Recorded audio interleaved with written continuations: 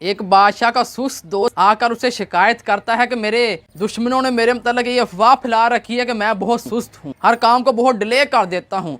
कोई जॉब के लिए जाता हूँ कि लोग पहले ही इनकार कर देते हैं। मैं कोई काम करना शुरू करता हूँ कि लोग मजाक उड़ाते हैं। इन लोगों ने तो मुझे जलील कर रखा है। बादशाह बात को समझ जाता है, कहता तो मेरे साथ एक डील कर। आज शाम सूरज ग्रूब होने से पहले पहले तू दरबार में पहुंच जाएगा और जितने हीरे जवाहरात इकट्ठे कर सके वो तेरे हो जाएंगे। वो सुनता है, खुश होता है, भागता है, बीवी के पास जाता है, जाकर बताता है। बीवी खुश हो जाती है, कहती है टाइम इज गोल्ड, वक्त अच्छा है, इसको जाये ना कर देना। अभी चल पड़ यहाँ से, टाइम से पहुंच जा दरबार में ताकि अपॉर्चुनिटी जाये ना हो जाए। वो कहता ठीक है, अभी तो भूख बहुत लग रही है, खाना तो तैयार कर पहले। बीवी खाना तैयार करती है, टका टक टका टक 2-2.5 घंटे तो खाने में गुजर जाते हैं। फिर बैग उठाता है, चल पड़ता है। गर्मी का मौसम है, तपश बहुत है। कहता यार टाइम तो भी पड़ा हुआ है, क्यों ना चंद मिनट आराम कर लिया जाए।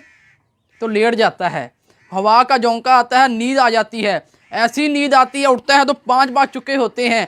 फिर उठकर भागता है, कोशिश करता है, लेकिन जब दरबार तक पहुंचता है तो वही टाइम इज़ गोल्ड जिसको वो ज़ाय कर चुका होता है। ये अखलाकी कहानी हमें एक ज़िंदगी का बहुत बड़ा सबक सिखा रही है कि वक्त बसाते खुद तो शायद कोई चीज़ नहीं है, लेकिन अगर हम इसकी कदर करेंगे तो ये हमें दुनिया की हर चीज़ दे सकता है। और यही वक्त अगर हम इसकी कदर नहीं करेंगे तो ये हमें दुनिया में मौजूद हर चीज़ से महरूम भी कर सकता है। चीनियों के यहाँ ना एक कहावत मशहूर है कि 1 इंच वक्त का 1 इंच गोल्ड से ज़्यादा कीमती है। क्यों कि 1 इंच वक्त से हम कितने इंच गोल्ड हासिल कर सकते हैं इसकी कोई लिमिट ही नहीं है, और 100 इंच गोल्ड से भी हम 1 इंच वक्त का हासिल नहीं कर सकते। मैंने कोई आज तक ऐसा इंसान नहीं देखा जो हर मिनट के बाद 10 रुपये को आग लगा दे, इवन के 1 रुपये को ही आग लगा दे। लेकिन वक्त के बारे में क्या ख्याल है यार? ये हमारे आते जाते हुए सांसों की, ये चलते लम्हात की, ये हमारी गुजरती ज़िंदगी की कीमत 1 रुपया भी नहीं है। वक्त ही तो ऐसी चीज़ है जिसको मैं खरीद नहीं सकता, जिसको मैं दोस्तों से ले नहीं सकता, जिसको मैं स्टोर नहीं कर सकता, जिसको मैं क्लेम नहीं कर सकता। वक्त ही तो ऐसी चीज़ है जो चलते हुए पानी की तरह है, जिसको मैं एक दफ़ा तो छू सकता हूँ, दोबारा नहीं छू सकता। मैंने ज़माने में हर चीज़ बिकती देखी है, ये दोस्त यार बेली, ये शोहरत, ये इज़्ज़त, ये बहन भाई, हर चीज़ बिकती देखी है। क्या कभी किसी ने वक्त भी बिकता देखा है? वक्त ही तो ऐसी चीज़ है जिसको मैं ज़िंदगी में ज़्यादा से ज़्यादा हासिल करना चाहता हूँ, और वक्त ही एक ऐसी चीज़ है जिसको मैं ज़िंदगी में ज़्यादा से ज़्यादा ज़ाय भी करता हूँ। शायद इसके पीछे कहीं ना कहीं हमारे दिमाग के अंदर ये बात भी चल रही होती है कि अभी तो मेरे पास बहुत टाइम पड़ा हुआ है, अभी लड़कपन, फिर जवानी, फिर डलती जवानी, फिर बुढ़ापा, अभी तो ज़िंदगी की रंग रंगीनियाँ देखनी है। खुदा करे ऐसा ही हो। हम आपके लिए भाई साहब दुआ गो हैं, लेकिन कैलकुलेशन थोड़ी सी कर सकते हैं ना। देखे तो सही इंसान की ज़िंदगी है कितनी, कैसे गुजारते हैं हम। आओ थोड़ा सा देखते हैं। आजकल ना एवरेज उम्र जो चल रही है 70-72 साल है। कोई 2 साल ज़्यादा जी लेता है, कोई 2 साल कम जी लेता है, लेकिन एवरेज इसी के आसपास है।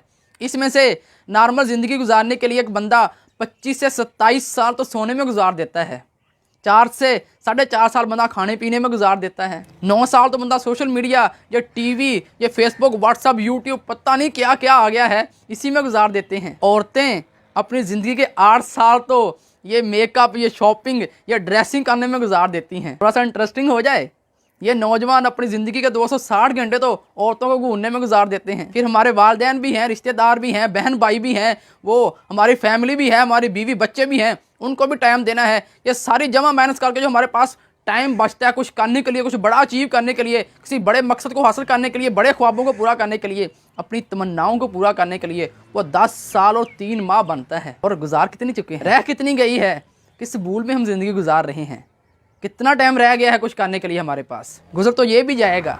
वक्त की यही तो खूबी है, यही तो खामी है, गुजर जाता है, चाहे अच्छा हो चाहे बुरा हो, रुकता नहीं है। ज़िंदगी में नो करना सीखें, हर उस काम को नो करना सीखें जहाँ से आपको वैल्यू नहीं मिलने वाली, जहाँ से आपको प्रोडक्शन नहीं मिलने वाली। और इस कायनात में दुरुस्त नाम की कोई चीज़ नहीं है। कभी भी दुरुस्त वक्त के इंतज़ार में ना बैठे रहें। सबसे दुरुस्त वक्त वही है जिस लम्हे आपकी ज़िंदगी में कुछ ना कुछ तब्दील हो जाए, आप कुछ ना कुछ इरादा कर लें, कुछ ना कुछ बड़ा करने का सोच लें, और कुछ ना कुछ बड़ा करने के लिए एक कदम आगे बढ़ जाएं। यही सबसे अच्छा वक्त है, यही दुरुस्त वक्त है। इसके अलावा और कोई दुरुस्त वक्त आने वाला नहीं है। नेपोलियन ने कहा था कि मुझे ये बता दें आप अपना फ़ारग वक्त कहाँ खर्च करते हैं, आप अपना पैसा खर्च कहाँ करते हैं, तो मैं आपको बता दूंगा कि आप अपने चंद सालों बाद कहाँ खड़े हों। वो अरबी का शायर एक कहता है कि जो लोग वक्त को ज़ाया करते हैं वक्त उनको ज़ाया कर देता है, और जिन लोगों को वक्त ज़ाया कर देता है फिर ज़माने में उनकी औकात ख़त्म हो जाती है। फिर वो लोग वक्त को चीख चीख को पुकारते रहते हैं और कभी गुजरा हुआ वक्त वापस नहीं आता। ये ना सारी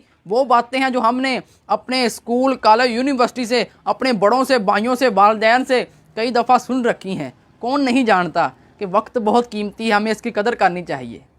तो सवाल ये है कि हम आखिर अपने वक्त की कदर क्यों नहीं कर पाते? क्या वजह है?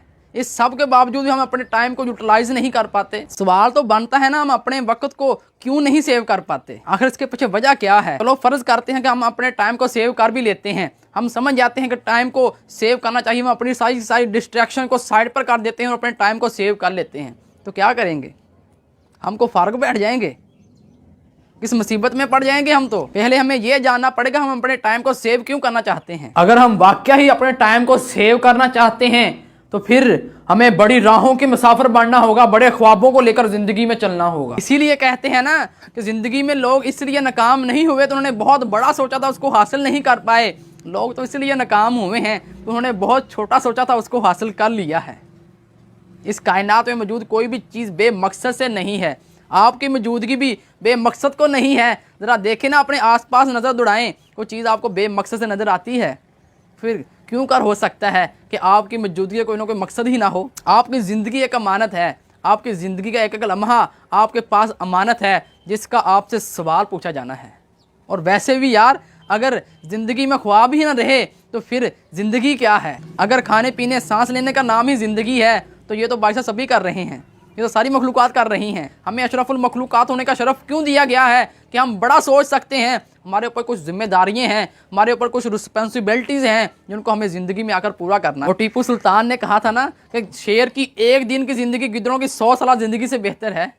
मैं इसी बैलेंस में कहना चाहता हूँ कि मकसद की 10 साल की ज़िंदगी बेमकसदी की 100 साल ज़िंदगी से बेहतर है, क्योंकि शायद ये 10 साल में कुछ बड़ा कर जाए, कुछ लोगों के लिए कुछ कर जाए, इस दुनिया के लिए कुछ कर जाए, लोगों के लिए बहुत सारी आसानियां पैदा कर जाए। और ये 100 साल ज़िंदगी में भी ये शायद कुछ ना कर सके, कुछ ना लोगों को दे सके। ये शायद 10 साल में ही कुछ बड़ा कर जाए, कुछ लोगों के लिए कर जाए, कुछ लोगों के लिए आसानियां पैदा कर जाए, इस कायनात के लिए कुछ कर जाए। और ये 100 साल ज़िंदगी में भी शायद कुछ ना किसी को दे सके।